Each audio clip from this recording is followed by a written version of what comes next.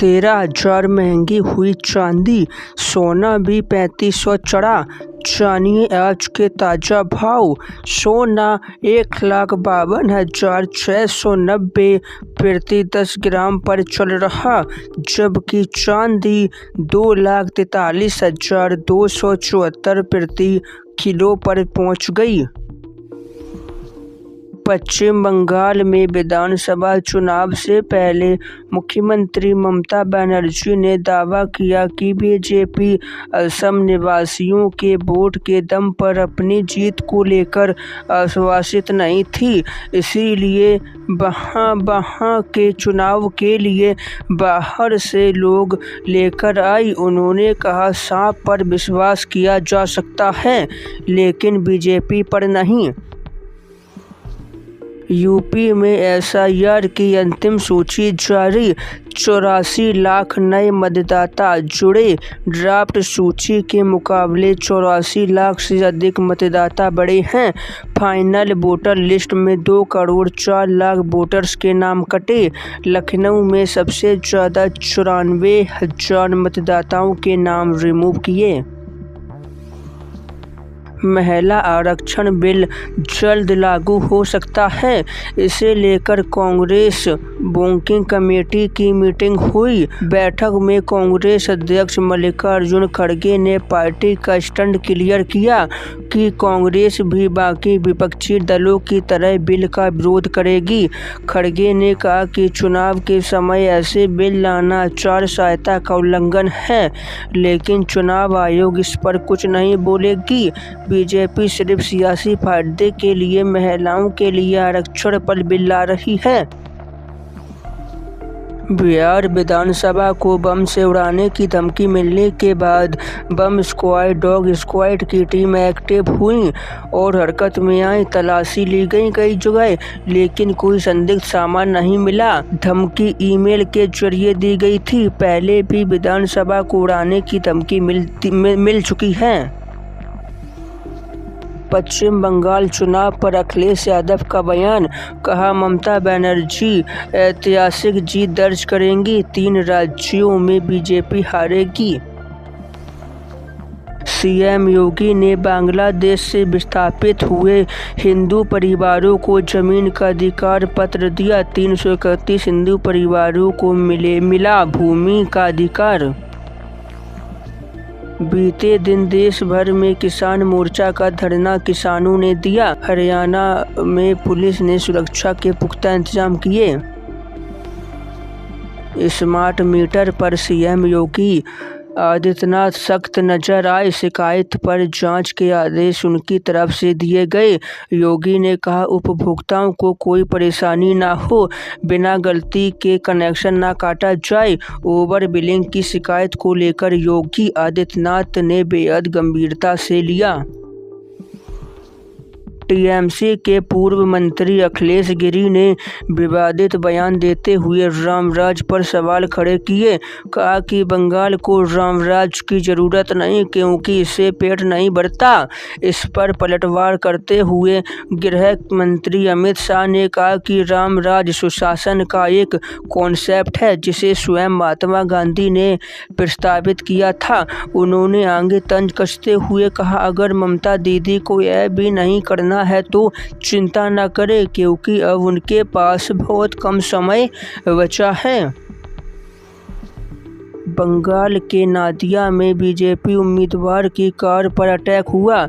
श्रुति शेखर की कार पर अटैक हुआ। अटैक के बाद बीजेपी ने जमकर प्रदर्शन किया, सड़क जाम की, आरोपी को गिरफ्तार करने की मांग उठाई। पश्चिम बंगाल चुनाव से पहले एक्शन में ईडी।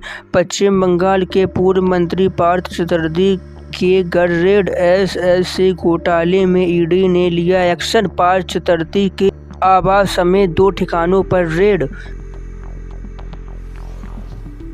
गृह मंत्री अमित शाह ने कोलकाता में कहा, सरकार बनने के 45 दिन में घुसपैठ रोकने की तैयारियां शुरू हो जाएंगी।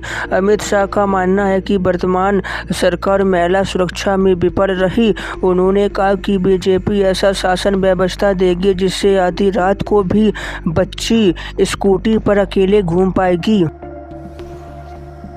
नीतीश कुमार के राज्यसभा सदस्य की शपथ लेने के बाद से बिहार के अगले मुख्यमंत्री के नामों को लेकर सियासी गलियारों में हलचल तेज हो गई। सूत्रों के अनुसार राज्य के मौजूदा डिप्टी सीएम सम्राट चौधरी का नाम सीएम की रेस में सबसे आगे है। बताया जा रहा है कि नीतीश के बाद वो ही अगले मुख्यमंत्री बन सकते हैं। दिल्ली में इलेक्ट्रॉनिक्स कारों पर टैक्स में छूट दी जा रही। यहाँ पर नई ईवी नीति 2026 के अंतर्गत इलेक्ट्रॉनिक वाहनों को बढ़ावा देने के लिए 3,954.25 करोड़ रुपए का बजट रखा गया। इसके तहत 2, 3 और 4 पहिए वाहनों पर खरीद, रोड टैक्स और रजिस्ट्रेशन फीस में 100% तक की राहत मिलेगी। सरकार का लक्ष्य चार्जिंग व्यवस्था को बढ़ावा और भविष्य में केवल इलेक्ट्रॉनिक रजिस्ट्रेशन का ही प्रावधान हो। कांग्रेस अध्यक्ष मल्लिकार्जुन खड़गे ने प्रधानमंत्री मोदी पर तीखा हमला बोला।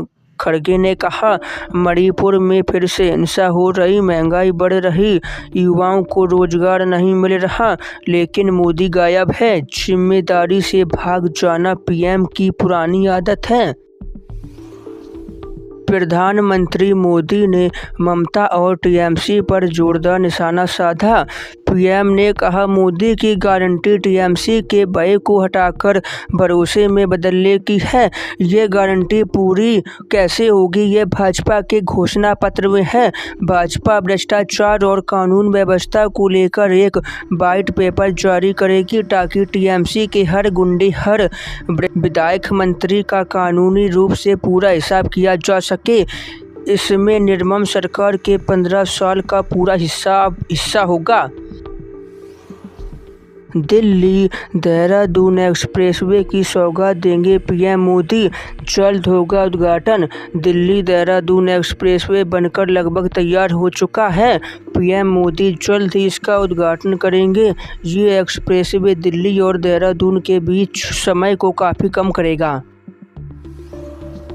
सपा प्रमुख अखिलेश यादव ने कहा कि इलेक्शन कमीशन निष्पक्ष नहीं है। इलेक्शन कमीशन बीजेपी के इशारों पर काम कर रहा है। इस बार पीडीए इनका शुद्धिकरण कर देगा। शंकराचार्य स्वामी अभिमुक्तेश्वरानंद जी ने सीएम योगी पर तंज कसते हुए कहा कि कुंभ भगदड़ पर बोलना उन्हें भारी पड़ गया। इसी वजह से उनके कहने पर माघ मेले में अफसरों ने संत का अपमान किया। मेरा अपमान किया, संतों से मारपीट हुई। मैंने उन्हें माफ़ी मांगने का समय भी दिया, लेकिन उल्टा मेरे शंकराचार्य होने पर ही सवाल उठाए गए। पश्चिम बंगाल के मुर्शिदाबाद में प्रधानमंत्री मोदी ने जनसभा को संबोधित करते हुए कहा, हमारे बंगाल का इतिहास रहा है।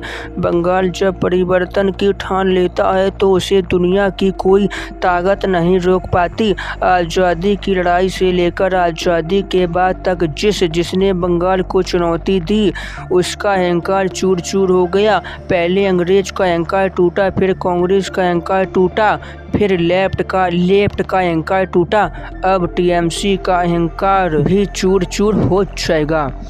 तो बस आज की खबरों को यहीं समाप्त करते हैं। वीडियो लाइक, चैनल को सब्सक्राइब कर देना। धन्यवाद।